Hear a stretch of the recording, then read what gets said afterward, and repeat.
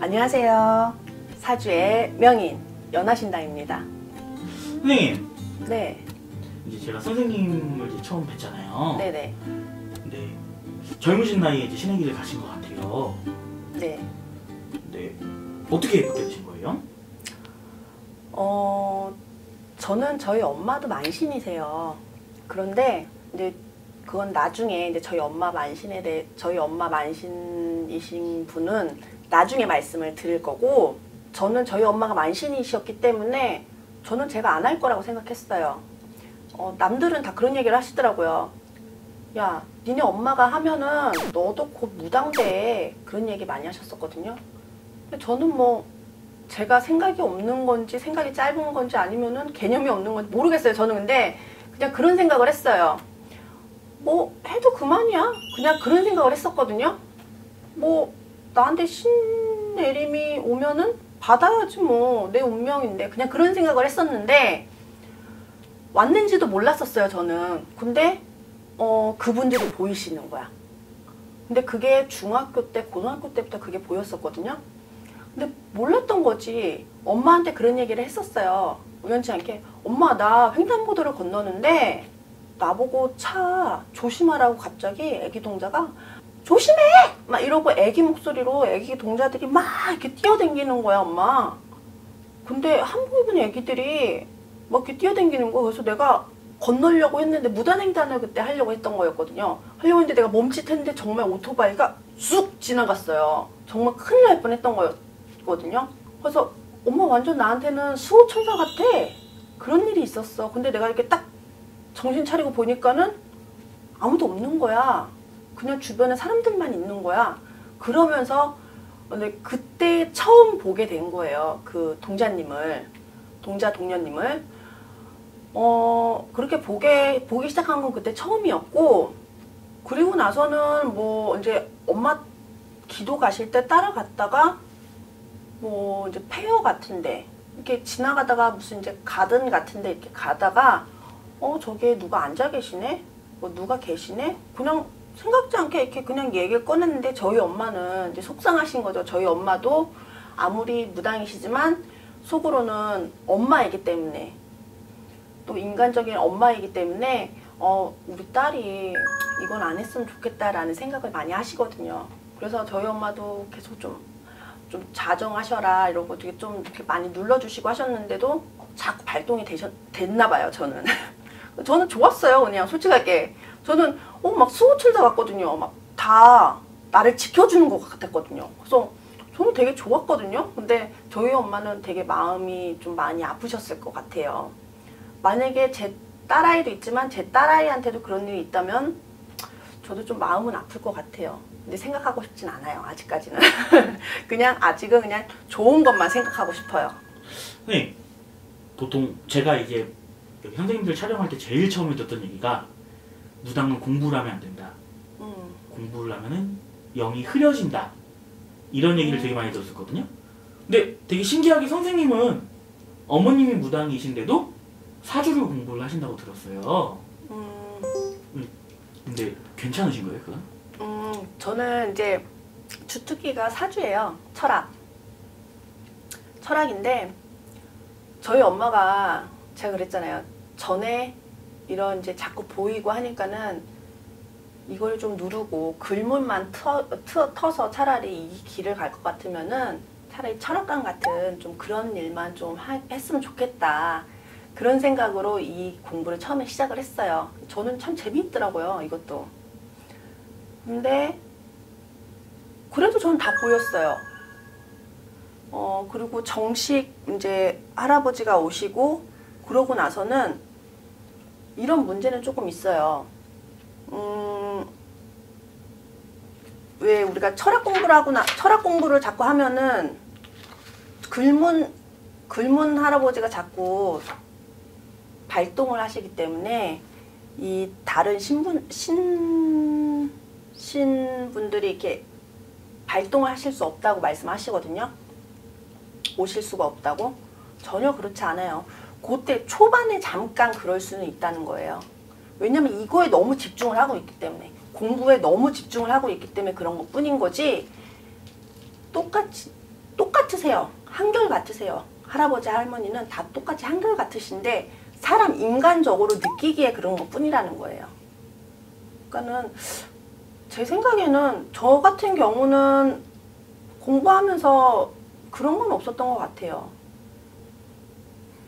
제가 선생님 처음 뵀을 때 선생님께서 저한테 하시는 말씀이 이름이 안 좋다.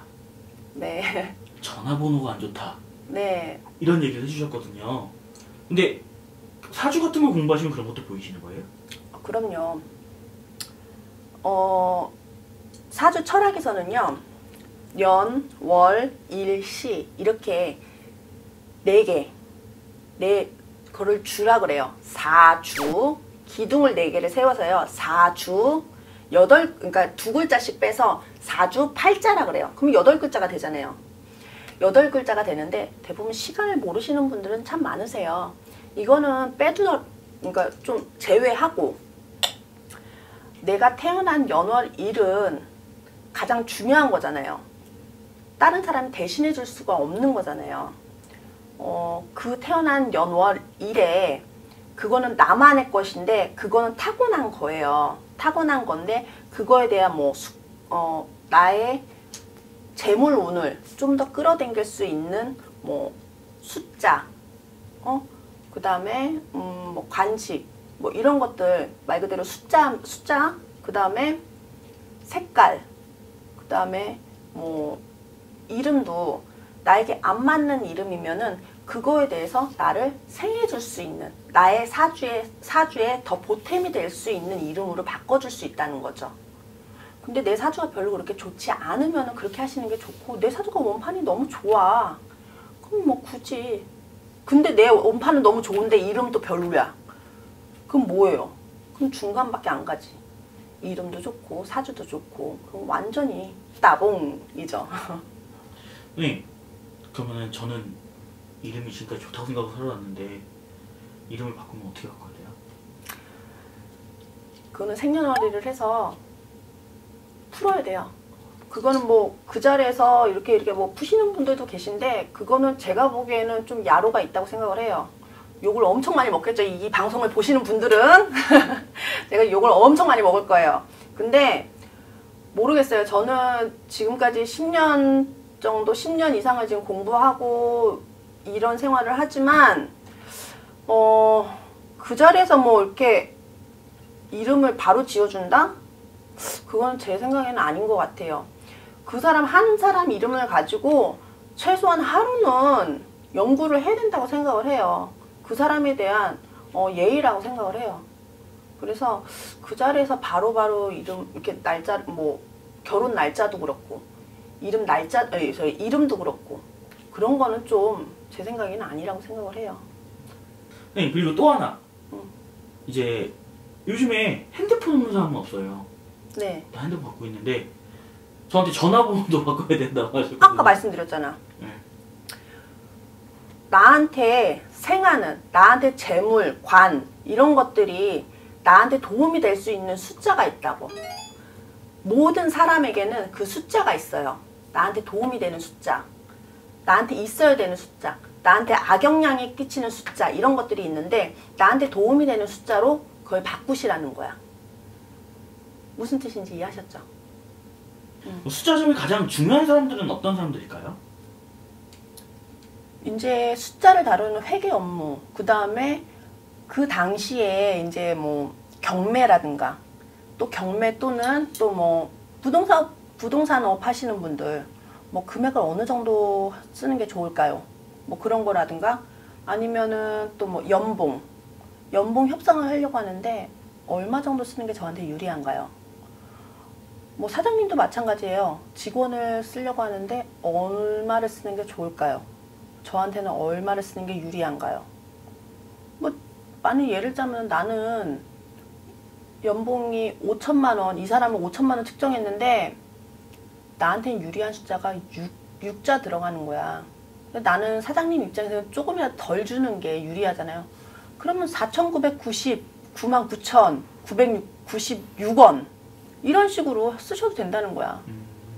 무슨 뜻인지 이해하셨죠? 내 숫자가 들어가게끔, 나한테 이로운 숫자가 들어가게끔.